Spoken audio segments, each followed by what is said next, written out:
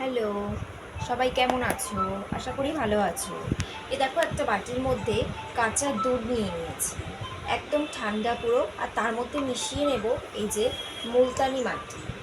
মুলতানি মাটি কিন্তু ত্বকের জন্য ভীষণই উপকার। দেখো, এই আমি নিয়ে নিলাম মুলতানি মাটি। এবার এটাকে দুটোকে একসঙ্গে খুব ভালো করে মিশিয়ে নেব। একটু ঘন করার চেষ্টা করবে যাতে খুব ভালো শুকিয়ে যায়, চামচ নিয়ে এটা চামচ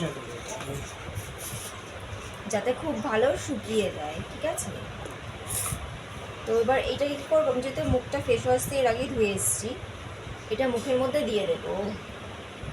এই যে এরকমভাবে খুব ভালো করে ঘন করে মানে গোলাপে জিনিসটা, যাতে তাড়াতাড়ি শুকিয়ে যায়, পাতলা করবে না।